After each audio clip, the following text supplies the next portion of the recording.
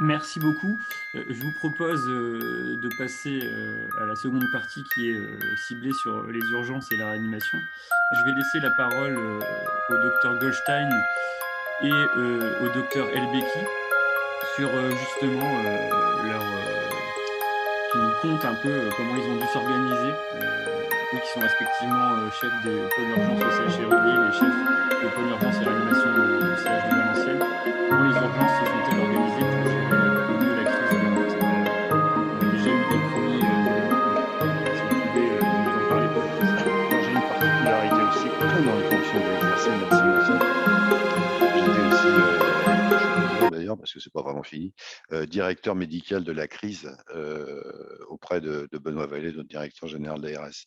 Je vous parlais vraiment comment on a vécu ça très rapidement, hein, à travers, on va dire février de l'année dernière jusque maintenant. Alors, on se doutait que quelque chose, allait se passer en regardant la télévision. Et quand on a vu ce qui se passait en Chine, on savait qu'on allait y avoir droit, mais on ne savait pas bien comment. Et on n'a pas été déçus, lors de la première vague parce qu'on n'a tous pas compris ce qui nous arrivait. Donc on a été dans la réactivité immédiate face, à une marée montante de patients qui étaient graves, très graves, avec une maladie qu'on ne comprenait pas et qu'on ne savait pas au départ bien traiter. Et il est très probable d'ailleurs qu'on a fait quelques erreurs, très claires. On a fait une montagne d'erreurs en termes de communication, moi le premier. Et on a fait, probablement également quelques erreurs en termes de gestion médicale initiale de la prise en charge de ces patients, mais ça c'était normal, parce qu'on pensait que c'était une maladie respiratoire, virale et puis après on s'est rendu compte que c'était une maladie inflammatoire. Donc les prises en charge ont évolué et c'est très bien. Il a fallu qu'on s'adapte face à cette marée montante et ça a été, complexe. Il a fallu qu'on restructure complètement, nos services d'urgence et nos services de réanimation pour accueillir un nombre massif de victimes. Alors on a des plans pour ça, hein. Donc on n'est pas parti de rien et l'ensemble des établissements ont en fait activé, et ça a été dit à plusieurs reprises, des cellules de crise qui ont été ouvertes et ça c'était important, hein. C'est-à-dire qu'elles ont été ouvertes en termes de réseau. Les réseaux sont ouverts, les réseaux internes, les réseaux externes. La communication a bien fonctionné à l'intérieur des établissements, entre les établissements publics, avec les établissements privés et ça a été probablement, un facteur qui nous a facilité, l'existence. D'emblée également la multidisciplinarité. Les réanimateurs n'ont pas travaillé en verticalité, ce qui est difficile pour eux. Mais, ils ont travaillé, bien entendu avec les infectiologues, avec, les épidémiologistes qui ont un rôle important et avec des gens qui sont restés dans l'ombre et Dieu sait qu'on en a besoin et qu'on en a encore besoin aujourd'hui, qui sont nos collègues des laboratoires, les virologues, les laborantins dont on ne parle probablement pas assez, hein, des gens qui ont travaillé 24 heures sur 24, pour pouvoir nous donner des résultats de labo qui nous ont permis, d'avancer. Donc un grand nombre de patients et très vite, on a été confronté à quelque chose qui était la place dans l'hôpital et la restructuration de l'hôpital. Il a fallu restructurer l'hôpital pour accueillir un nombre massif de victimes. Ça, c'est la première vague et donc envisager, la déprogrammation et ça, c'est un mot qui a une importance. C'est le mot qui a une importance, vous voyez, probablement dans notre réalité plus que triage, c'était déprogrammation. Déprogrammation et quand on parle de déprogrammation, on l'évoque en termes de déprogrammation chirurgicale, c'est vrai.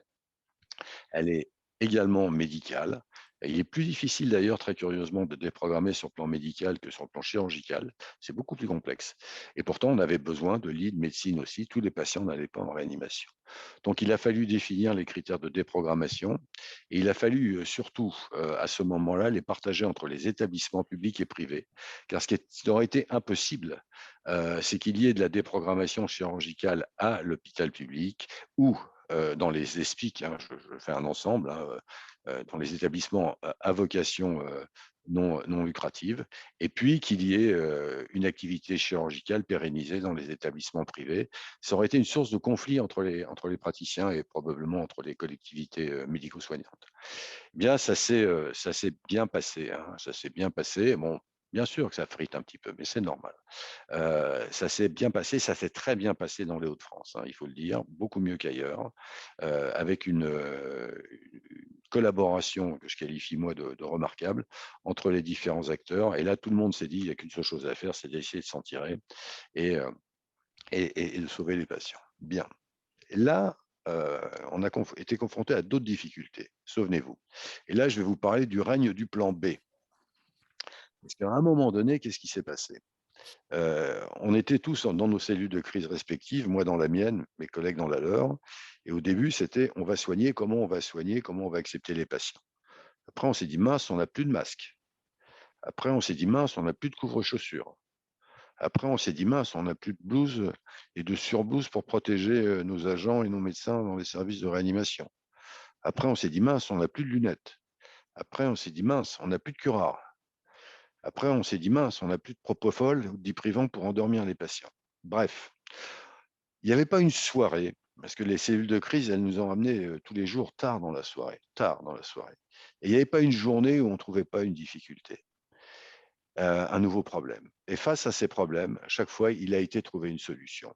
Et là, je crois qu'il faut vraiment insister sur l'agilité, la réactivité de ce monde hospitalier, qui chaque fois a trouvé des solutions, y compris des solutions en interne. Moi, je voudrais là aussi rendre hommage aux pharmaciens. Voilà encore des gens à qui on n'a pas, dont on n'a probablement pas assez parlé. Ces pharmaciens qui, à un moment donné, nous sont mis à nous fabriquer des masques, hein, avec, des industriels, des pharmaciens qui sont mis à nous fabriquer des curares ou des médicaments pour pouvoir correctement sédater nos produits. Et là, on a commencé à apprendre des choses, hein. Parce que on parlait de Retex, on s'est rendu compte qu'on était totalement dépendant pour nos produits d'un marché extra-européen. S'est rendu compte qu'on dépendait totalement d'un marché chinois et d'un marché indien. Vous vous rendez compte dans quel état était la Chine et dans quel état l'Inde est aujourd'hui. Et ce sont eux qui ont les produits actifs qui nous permettent de fabriquer nos médicaments. Très clairement, à la fin de la première vague, on avait une espèce d'analyse hospitalière, sociale et même politique en se disant, bah, dites non, hein, il faut vraiment qu'on retrouve une autonomie de production et que l'Europe de la santé devienne une réalité. Fin de la première vague. Deuxième vague. Deuxième vague, on a été un petit peu, non pas surpris, on l'a vu venir à partir du moment où plus personne ne respectait les mesures barrières pendant l'été et encore moins pendant la rentrée universitaire. J'ai dit: «On y aura droit». On y a eu droit et là, on commençait à avoir des solutions, c'est-à-dire qu'on a pu appliquer, la résolution, des difficultés qui étaient les nôtres pendant la 1re vague. Mais la deuxième vague, elle a été plus importante que la première vague et là, notre problématique, ça a été de trouver des lits pour les patients, Nabil vous le dira tout à l'heure, et on a été amené à envisager effectivement de transférer des patients. Transférer des patients en intra-régional, nous étions très solidaires au niveau des Hauts-de-France. Rapidement, il a fallu aller ailleurs et vous savez qu'on a transféré des patients en Allemagne, en particulier ceux de Valenciennes, mais d'autres hôpitaux aussi. Il y a une différence entre la deuxième et la troisième vague, j'y reviendrai, c'est l'acceptabilité par les familles de ces transferts. Lorsqu'il y a eu la deuxième vague, les familles ont accepté que leurs patients soient transférés en Allemagne ou dans d'autres régions françaises. On a surmonté cette deuxième vague, mais on en est sorti réellement fatigué, hein. On espérait tous que ça se termine, mais on savait d'ores et déjà que ça ne se terminerait pas tant qu'il n'y aurait pas de vaccin. Donc on s'accrochait tous à cette arrivée du vaccin.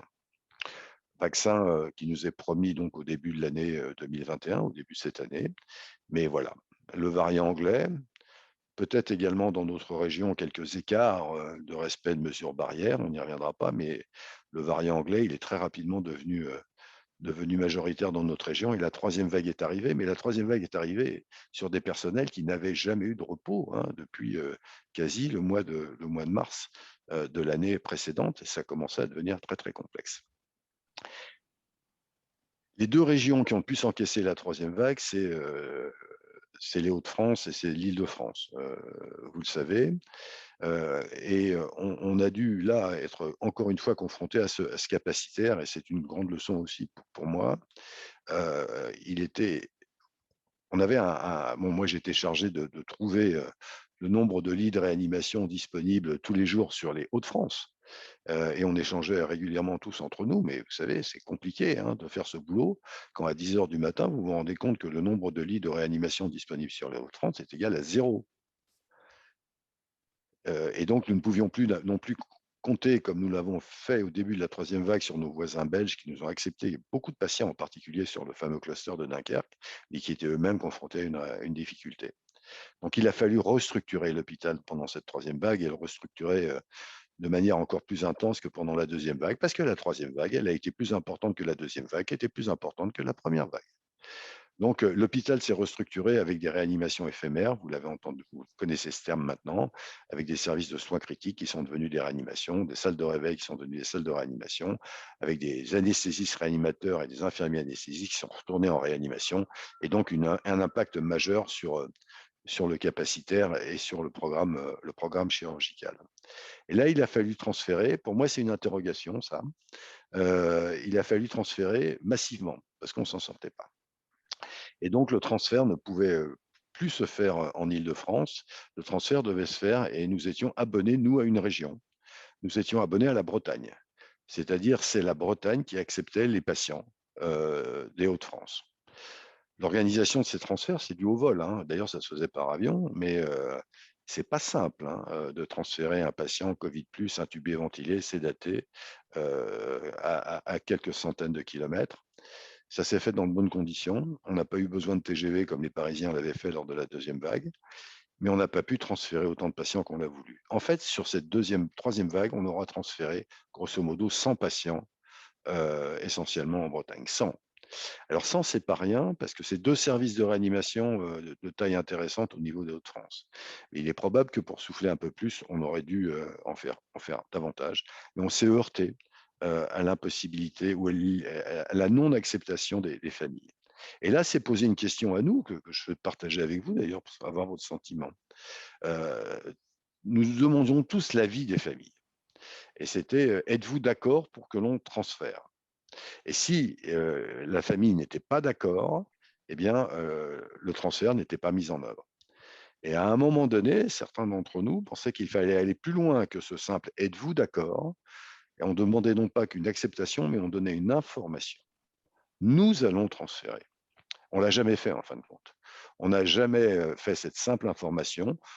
Moi, j'étais très clairement favorable de la simple information, vous savez, par analogie à ce que l'on fait dans le cadre du don d'organes, dans le cadre du prélèvement d'organes. Hein. Donc, je faisais une espèce d'analogie avec ça. Et puis, en fin de compte, ça ne s'est pas fait. Et puis, à un moment donné, on a cessé les prélèvements. Voilà. Donc, je ne vais pas être très, très long pour vous dire qu'on a terminé la troisième vague. Il faut être très, très clair. Vous me demanderez tout à l'heure si je suis serein. Je vous dirais que je suis pragmatique, moi. Hein. Donc, en gros, on verra bien, mais qu'il faut bien entendu respecter les mesures barrières. Parmi les leçons que je tire de tout ça, il y en a une qui est sur le capacitaire et le prix de la sécurité sanitaire. Il y a les personnels, on va y revenir. Vous l'avez évoqué, j'ai bien lu les chats, là, il y a la crise existentielle des personnels hospitaliers, elle était avant le Covid. Hein. Le Covid n'a fait qu'exacerber cela et il faudra en tenir compte quand même. Quoi. Maintenant, on a un vrai problème structurel, puisqu'on avait commencé depuis très très longtemps à diminuer le nombre de lits à l'hôpital euh, pour développer en particulier l'hospitalisation de jour ou l'hospitalisation de semaine ou l'ambulatoire. Ce qui est une excellente chose. Moins on est à l'hôpital, mieux on se porte. On n'est jamais aussi bien que chez soi. Je souscris à ça. Malheureusement, en faisant cela, alors je ne vous en parlerai pas bien entendu de la crise chronique des urgences, mais en faisant cela même globalement, on a diminué la marge de sécurité dont nous avons besoin pour pouvoir accueillir un nombre plus important de patients. Ça a été très complexe. Donc il faut aujourd'hui, dans ces capacitaires, envisager très probablement d'avoir des lits disponibles, polyvalents, immédiatement réactivables, y compris en unité de réanimation, pour répondre à un impact, à une agression extérieure comme celle qui est une pandémie telle que nous la vivons, de manière à pouvoir absorber ce phénomène qui se reproduira, ça c'est une certitude, sans pour autant désorganiser la qualité des soins que nous offrons à nos autres patients. Et ça, c'est le prix de la sécurité sanitaire et de la qualité des soins pour les années à venir. Voilà, je vous remercie. Merci, Dr Goldstein. Alors, vous avez abordé beaucoup de questions qui allaient être posées après, mais tant mieux, ça a permis de faire une bonne synthèse de ce qui s'est passé dans les urgences. Est-ce que du coup, on pourrait avoir le commentaire du Dr Elbeki?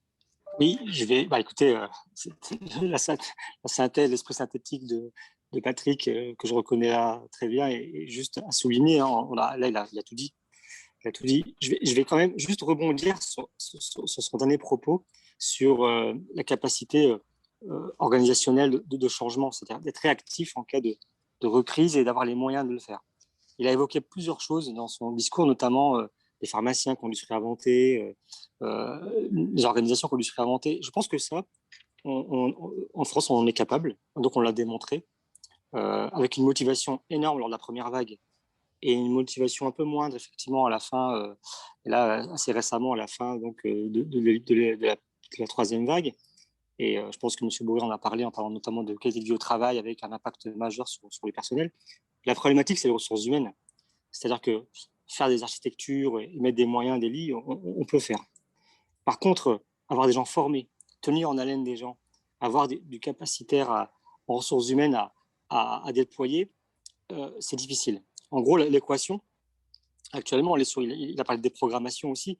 Effectivement, l'équation, c'est qu'il fallait faire un choix entre ces patients urgents, ces nouveaux patients urgents à soigner tout de suite, qui étaient en danger immédiat, et puis les gens qui ont un danger non immédiat, mais qui est programmable, différable, mais pas complètement différable dans trop longtemps. Et on a dû faire des choix qui relèvent même de l'éthique. C'est-à-dire qu'on a dû se poser des questions. Voilà. Au-delà de l'organisation, du terrain, effectivement, 7 jours sur 7. Hein. Moi, je suis venu à l'hôpital 45 jours d'affilée pendant la première vague. Je ne suis pas le seul. Mais on avait des questions parfois voilà, très terre à terre sur les moyens, mais on avait aussi des questions très existentielles sur le choix. On a vu ce qui se passait en Chine, effectivement, on a vu ce qui se passait en Italie. On s'est dit, il va falloir faire du triage, il va falloir choisir qui on soigne. Fort heureusement, nos organisations et la motivation des gens lors de la première vague ont permis d'éviter ces choix trop lourds. Mais malgré tout, peut-être que lors d'une future pandémie, on n'aura pas ces choix-là. Et moi, je dis souvent que finalement, cette épidémie, elle a touché les gens plutôt âgés. Qu'aurions-nous fait si on avait eu cette atteinte chez les enfants, immédiatement? Comment on aurait pu gérer?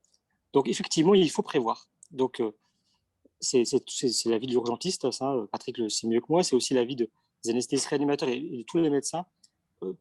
La prévention, prévenir. Et donc, écrire déjà peut-être suite à ce qu'on vient de vivre, nos orientations en forme de rétex, gigantesque, national, hein, je pense, sur que faire si ça se reproduit. Quelle capacité nationale on a sur les médicaments? Est-ce qu'on doit faire aussi, je ne sais pas moi, des usines, des industries qu'on réactiverait pour nous fournir tout ce qu'il faut pour travailler?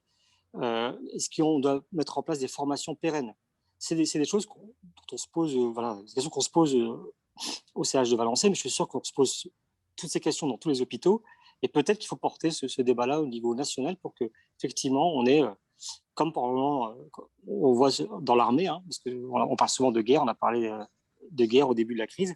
Peut-être qu'on pourrait avoir justement des fonctionnalités qu'on pourrait réactiver à tout moment si on en a besoin. Et ça, c'est un budget. Et donc, mon dernier propos, parce que Patrick a vraiment bien raconté les choses, il n'a rien oublié. Mon dernier propos, c'est la tarification. Ce qu'on paye là, c'est quand même, depuis 20 ans, aussi une politique sur la tarification de l'activité au niveau des soins. Et l'IDREA, ça coûte très, très cher. Et donc, on nous demande toujours d'être sur un plan médico-économique le plus à fleur d'eau, voilà, pour ne pas trop dépenser. Est-ce que notre société ne doit pas aussi se poser cette question-là? Est-ce que vraiment les coûts qu'on décide tous ensemble ne doivent pas être revus et faire finalement, un peu comme dans les industries privées, être un peu plus libéré et se dire que finalement, ce n'est pas de l'argent qu'on gaspille, et c'est plutôt un investissement au long cours, et revoir ces équilibres-là. Pour l'instant, j'ai l'impression qu'on n'a pas encore compris cela. Et quand je vois là, le rebond, là, parce que effectivement on s'arrête, mais l'activité de la vie normale reprend. Hein, ça faisait plus d'1 an et demi qu'on n'avait plus autant d'entrées aux urgences, parce que les gens avaient compris qu'il ne fallait pas venir pour rien. Mais là, ils reconsomment du soin. Et nos chirurgiens veulent retravailler, tout le monde veut reprogrammer. Donc, c'est le nouveau terme. Après déprogrammation, c'est reprogrammation. Est-ce qu'il ne faut pas réfléchir quand même à tout ce système, notamment de tarification, qui finalement nous a quand même coûté très cher lors de cette année? Voilà, pour mon témoignage. Merci. Justement, pour rebondir sur ce que vous venez de préciser, pour vous, les leçons à tirer sur le plan éthique et juridique, c'est lesquelles en fait? Comment anticiper vos questionnements dans un contexte comme celui-ci en fait? Je pose la question à la fois Ouais. au Ouais, docteur je laisse Patrick parler la parole en et premier. au docteur Elbeki, mais aussi Jean-Philippe, qui est éthicien, et si Lina veut rebondir sur les questions juridiques, c'est évidemment ouvert. Alors, sur les questions éthiques, il y en a, il y en a bien sûr. Alors, ce que l'on ne souhaite pas, c'est avoir une éthique particulière pour ce genre de situation. Ce que nous souhaitons, c'est, nous avons des règles éthiques, je les ai bien sûr, et elles ne regardent pas que les médecins, hein, encore une fois. Hein, c'est pas, voilà. Quand on prend des décisions, d'ailleurs, elles sont aujourd'hui partagées avec les membres de l'équipe soignante. C'est absolument indispensable avec les familles. Bon, voilà. C'est pas le médecin qui décide de droit et vie de mort. Ça n'existe pas. Et heureusement que ça n'existe pas. Euh, Ce que nous ne souhaitons pas, c'est avoir une éthique de situation de crise qui puisse nous sauter aux yeux et qu'on ne puisse pas faire autrement. Pour ne pas avoir à faire ce choix-là, il faut qu'on ait, Nabil l'a dit, et on va tous vous dire la même chose, c'est qu'il faut qu'on ait les moyens de bosser. C'est que ça. Or, il y a eu un certain nombre de difficultés pendant cette crise qui ont été flagrantes. Elles doivent être analysées et il faut que l'on puisse aborder correctement les événements qui ne manqueront pas de survenir dans 5, 10 ou 15 ans. Vous savez, il y a un brillant infectiologue qui est le professeur Mouton, d'aucuns s'en souviendront peut-être, hein, qui était à Tourcoing, et qui avait dit le XXe siècle était le siècle des bactéries, et on s'en est attiré parce qu'il y avait les antibiotiques. Le XXIe siècle, c'est avec celui des virus, et ça va être une autre paire de manches. Ben voilà, on est dans le XXIe siècle. Sur le plan juridique, je voudrais simplement revenir sur un sujet. Il y a quand même eu quelques réclamations, hein, sur des prises en charge. Nous, on nous a reproché, alors là, c'est le patron du SAMU qui parle, hein, on a pu nous reprocher de ne pas avoir hospitalisé des patients. Vous voyez également que la presse en fait les choux gras, hein, aussi en ce moment. Il y a de toute manière, dès qu'il y a un cas, je veux dire, on traite en moyenne en France, sur tous les ans, on va traiter à peu près 40 millions de personnes, hein, sur tous les appels SAMU cumulés. Bon, et puis là, il y a un problème médical. Il ne s'agit pas de le méjuger, mais heureusement, il fait la une de la presse et il est vécu collectivement de manière un petit peu difficile. Donc, il y a quand même quelques affaires. Maintenant, il ne s'agit pas de chercher des responsabilités, hein, il ne s'agit pas de ça. Il s'agit encore une fois de trouver les moyens de travailler correctement dans les mois ou dans les années qui viennent. Moi, j'ajouterai rien d'autre, hein. Je valide à 100%. Au niveau éthique, donc je le redis, on essaie, comme l'a dit Patrick, on essaie de faire à chaque fois pour chaque patient le maximum et avoir les bons choix qui sont partagés. Effectivement, de toute façon, quand on fait des choix de prise en charge, on n'a pas le droit. Là, c'est du juridique aussi, hein. On n'a pas le droit de le prendre tout seul dans notre coin. Donc, on a des staffs éthiques et c'est un travail toujours en collaboration. Mais par contre, vas-y, Patrick. Ouais, juste pour rebondir sur ce que tu viens de dire, je suis enseignant de médecine de catastrophe, hein, et en fait, on a une définition de l'évolution de l'éthique sur la situation quotidienne à une situation qu'on peut appeler une situation de guerre. C'est quand l'éthique passe d'un contact individuel à un contact collectif. Quand on n'a plus d'éthique individuelle, c'est-à-dire quand on regarde le patient, on a une résolution, un abord éthique du patient, à non plus cela, mais bien à quelque chose qui est collectif, c'est-à-dire une situation, une société ou un phénomène. Et c'est le passage de l'éthique individuelle à l'éthique collective qui traduit pour nous la définition de situation sanitaire exceptionnelle, voire de situation catastrophique. On n'en était pas là. Non, allez-y. C'est une question. Si je peux rebondir là-dessus, parce que je trouve que c'est une discussion tout à fait centrale, cette articulation entre l'individuel et le collectif.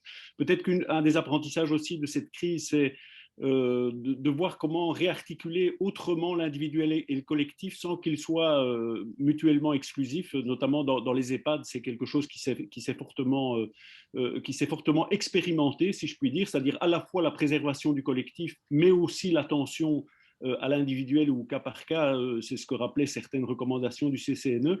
Mais je voudrais juste prolonger en rebondissant et en étant tout à fait en accord sur cette idée de s'interdire en quelque sorte une éthique d'exception pour ce genre de situation, parce que je pense qu'elle ruinerait ce que le docteur Elbeki et puis le docteur Goldstein ont dit sur la possibilité, à la lumière de l'expérience qui a été faite dans le cadre de la lutte et l'adaptation pour la pandémie, de pouvoir se réinventer. Parce que la tendance qu'il pourrait y avoir, c'est de se dire on établit des procédures de sélection en quelque sorte des malades, je dirais, en bout de course, plutôt que de continuer à assumer la pression qu'il y a sur le système, à se réformer pour être capable au mieux d'accueillir et de rencontrer les besoins de tous. Et donc, je pense que le grand enjeu éthique et politique organisationnel dans ce cadre-là, c'est après l'adaptation qui a été effectivement dans beaucoup de cas, et on l'a rappelé, tout à fait impressionnante de la part des organisations, des personnels, etc., c'est pouvoir se réinventer à la lumière de cette expérience-là, c'est-à-dire de pouvoir capitaliser sur ces expériences, de pouvoir les transformer en de nouvelles manières d'aborder les choses, en général et éventuellement s'il y a un autre événement de crise. Il y a un autre aspect peut-être sur lequel je reposerai une question, c'est sur la question effectivement des rapports entre EHPAD et hôpital. Peut-être est-ce que là vous avez senti que les choses étaient possibles? Est-ce qu'il y a eu éventuellement de la rétention éventuellement ou de l'hésitation de la part des EHPAD d'envoyer des patients? Est-ce que cette articulation-là, comment vous l'avez vécue? Ouais, je peux vous en parler. Je peux vous en parler. Bon, je pense que c'était pour nos amis et nos collègues des EHPAD d'une difficulté majeure, morale, physique, enfin, terrible. Rappelons qu'ils n'étaient pas non plus très protégés. Mais je crois que c'est pas tant ce qui s'est passé, c'est ce qui pourrait se passer. Les EHPAD, c'est en soi une situation qu'il faut envisager en termes de relations en situation de crise, et on avait besoin d'une coordination. Elle aurait peut-être mieux fonctionné. C'est-à-dire qu'il aurait fallu sur un territoire qu'il y ait une coordination de médecins et d'un médecin et d'un directeur représentant l'ensemble des médecins et des directeurs. Il y a beaucoup d'EHPAD, privés, publics, voilà, c'est très très compliqué. Donc la relation avec les cellules de crise ou la relation avec les urgences mériterait sincèrement d'être mieux structurée. Et cette coordination, c'est quelque chose que nous appelons de nos voeux. Elle avait fonctionné en deuxième vague, elle a un peu moins bien fonctionné en troisième vague. Moi, je valide 100% ce qui vient d'être dit. Pour notre expérience personnelle avec les EHPAD, M. Bourri est encore connecté, peut aussi en témoigner, ça a assez bien fonctionné. On a confié au chef de pôle de gériatrie, notamment ce rôle-là au niveau un peu territorial et un peu local, et ça a extrêmement bien fonctionné. Après, effectivement, d'abord, des grosses problématiques en début de première vague, vu que c'était la population la plus atteinte. Et donc, on s'est saisi à bras le corps quand même de cette problématique-là. Nous, en troisième vague, on a un peu mieux vécu. On a l'impression qu'on a eu un impact quand même des vaccins, des vaccinations sur cette population-là. Et donc, moins de problèmes à gérer au quotidien. Et donc, un relationnel beaucoup plus simple. Voilà, beaucoup plus simple plutôt. Beaucoup plus simple. Voilà. Alors, il y a quelque chose qui a très bien fonctionné. C'est la territorialisation des organisations, des réseaux, des réflexions. Et ça, il faut rendre à César ce qui lui appartient. Donc, c'est l'ARS et c'est une idée de Benoît Vallée qu'on a bien entendu. On était en plein accord avec ça. Donc, Nabil, c'est le Hainaut, il y a ici l'Artois, moi je suis ce qu'on appelle la métropole, il y a également le littoral, il y avait l'Oise, l'Aisne, et puis la Somme qui, compte tenu de leur dimension, réfléchissait de leur côté. C'est-à-dire qu'on a trouvé des solutions à l'intérieur de nos territoires. Nos réseaux ont été d'abord des réseaux de proximité. Et pas des machines absolument infernales au niveau d'une région ou même d'un département. Puis d'ailleurs, le département, il n'existe pas, quoi. L'Artois, c'est l'exemple type. Il y a un peu de Pas-de-Calais, un peu du Nord, voire même par moments un peu de Picardie. Donc, tout ça a très très bien marché en territorialisation. Il y avait des animateurs de ces réflexions de territoire et ces animateurs étaient en fin de compte les hôpitaux pivots d'IGHT. Pour le Nord-Pas-de-Calais, Arras était son pivot, partagé parfois avec Lens, bien entendu Valenciennes pour le Hainaut, Dunkerque pour tout ce qui est littoral, et puis le CHU de Lille pour le métropole. On s'est réunis en crise territoriale, cellule de crise. Je ne vous dis pas, hein, cellule de crise, c'est devenu un métier hein, pour un certain nombre d'entre nous. Hein. Donc, on avait la cellule de crise territoriale. Et en fin de compte, nous ne passions à une extraterritorialité que pour deux raisons. Soit nos moyens étaient dépassés en termes de places disponibles, soit il y avait besoin d'aller vers un établissement de recours comme l'un des deux CHU pour des techniques particulières. On a évoqué l'ECMO. Mais la dimension du niveau de réflexion en termes de proximité, de gens qui se connaissent, est probablement un facteur de succès aussi. Moi, je veux souligner effectivement, il y avait le quotidien en local, et puis dès qu'on se réunissait dans ces cellules de crise, on partageait nos problématiques. Et il y avait un terme qui n'a peut-être pas été encore cité, mais je suis désolé, j'ai raté le début de la réunion, mais de solidarité. Et donc, je témoignais quand même de ces évacuations sanitaires, hein, qui avaient un terme clé, hein, ça s'appelait EVASAN, évacuation sanitaire, SAN. Et donc, on a bénéficié dans l'hôpital, dans Valenciennes notamment, de ces évacuations sanitaires pour sauver des gens. Donc, en termes d'éthique, là aussi, il y a un champ là, hyper intéressant en lien avec ces familles qui donnaient un accord pour sauver d'autres vies. Donc, c'était des valeurs un peu liées effectivement au don d'organes. Et quand Patrick raconte la centaine de patients et il dit que ça fait 100 lits, c'est plus que ça, parce que c'est des séjours. C'est des patients qui restent 3 semaines, 1 mois parfois en réanimation. Donc, c'est des dizaines et des dizaines, pour ne pas dire des centaines de jours de réa qu'on libère pour notre région. Donc, ça a eu un impact majeur dans la résolution de crise. Et ce système-là n'a pu se faire qu'avec une solidarité entre les hôpitaux, et nous, on en a bénéficié à Valenciennes. Et puis aussi une organisation, une adaptation qui était juste incroyable. C'est au-delà du plan blanc. Ça existe effectivement, Patrick l'a dit, il y a des systèmes qui existent, mais là, ce qu'on a fait, c'est un plan blanc chronique. Donc, c'est quelque chose de nouveau. Et je pense que tout ça, il faut qu'on prenne le temps de l'écrire, de l'analyser. Et aussi avoir un fondement éthique, peut-être à écrire, ou peut-être, pourquoi pas, à développer encore, pour justement peut-être préparer aussi la population à ces discussions. Puisque les gens qui portent plainte, c'est parce que les gens ne comprennent pas forcément les choix que parfois on doit être amené. Ce n'est pas sur les choix de soigner, pas soigner. Là, on est sur la déprogrammation et la reprogrammation. Voilà, juste la notion de perte de chance, notamment, ou de retard de prise en charge ou d'attente. Les gens ne veulent plus attendre. On les a habitués à ça pendant des années, et c'est des choses qu'il faut peut-être remettre au centre des débats. Patrick, je ne sais pas ce que tu en penses. Moi, je vais vous parler de deux choses qui m'ont interpellé. Hein. Alors, la première, tu l'as évoqué, on l'avait dit dès le début, hein, les gens qui conceptualisent la crise hein, avaient dit attention, ça ne va pas être comme d'habitude. Hein. On est habitué à des crises sanitaires qui sont limitées dans le temps. C'est-à-dire, on sait gérer avec plus ou moins de bonheur, quoi. Un accident dramatique, un attentat, bon, voilà. Mais on sait que ça va durer une semaine, que ça va être horrible, compliqué, tout ça, on le sait. Là, d'emblée, on avait dit, le plus dur, ça va être la durée. Ça va être différent, ça va être long. Donc, il va y avoir une composante ressources humaines qui va être majeure. Et ça, il faut qu'on l'intègre dans nos réflexions. Maintenant, c'est la relation avec l'usager que tu viens d'évoquer. Il y a eu 3 phases. Alors, je ne sais pas si parmi vous, il y a des sociologues, mais ils vont être bien plus brillants que moi pour ça. Il y a eu 3 phases. La première phase, il y a un président de la République qui dit c'est la guerre. Bon, c'est tout. Hein. Plan de mobilisation générale. Et alors là, je vais vous dire, on a eu des gâteaux comme jamais, on a mangé comme jamais, on a eu des cadeaux, on nous applaudissait à 20h. Voilà.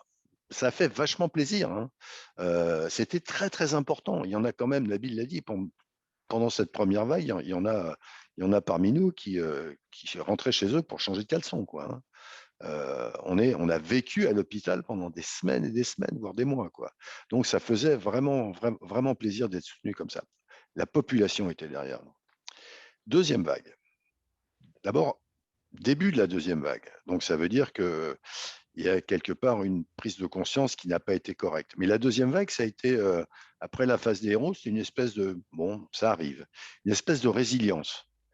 On s'en est sorti une première fois, on va s'en sortir une deuxième fois, ça nous casse un peu la tête, pourvu que ça ne dure pas trop longtemps. C'est la phase de la résilience. Et puis, il y a la troisième vague. Et la troisième vague, c'est la phase de la colère. Je parle de la population. Les gens sont en colère. Et très curieusement, cette colère, elle s'est aussi exprimée envers les soignants. On a vu apparaître des choses étonnantes parce que nous, on n'a pas changé. Hein. On est exactement pareil dans nos attitudes, notre manière de réagir, nos process, on est exactement pareil en mars 2021 qu'on l'était en mars 2020. Mais on nous en veut parce qu'on est devenus des empêcheurs de tourner en rond. On est les obstacles au retour à la liberté. On s'est fait accuser de dictature sanitaire. Et il y a quelque chose qui est en train de revenir dans nos services, c'est l'agressivité et la violence. Donc, mais c'est réel. Mais vous voyez le chemin qui a été parcouru en un an en termes de relation avec ce monde qu'est le nôtre, qu'est le monde hospitalier. Et ça, j'ai aucune explication. Mais je peux vous assurer que moi, ça m'interpelle réellement. Je voudrais Jean-Philippe, tu voulais, et après je donnerai la parole à... Juste un tout petit rebond, je vous remercie vraiment pour ce retour et cette mise en perspective. J'aurais une toute petite interprétation, c'est que vous avez vraiment bien montré que ce maillage coopératif, cette territorialisation, ces réseaux de proximité, ces discussions avec les patients ou leurs familles, on en a eu quelques échos, etc., permettaient de créer une base solidaire pour réagir. Sans doute effectivement qu'aujourd'hui, on est un petit peu dans une tension entre, je dirais, une gestion très descendante et puis une vie qui doit reprendre et qui demande justement d'autant plus cette coopération, cette solidarité, etc. Et il me semble que c'est un enjeu assez central si on veut sortir effectivement de la crise sans que la colère s'exacerbe trop. Et il y a toute une série de lieux où elle s'exprime et elle fait un peu peur d'ailleurs. Je me permets donc de prendre la parole juste pour faire un point au niveau timing. Logiquement, il nous restait, si on voulait aller jusqu'au midi, il nous restait donc 8 minutes. On peut tenir jusqu'à midi 15, grand maxi. Est-ce que ça pose un problème à certains intervenants? Je vais être horrible, mais je vous assure que je ne vous raconte pas d'histoire, mais à midi, j'ai cellule de crise. C'est vrai.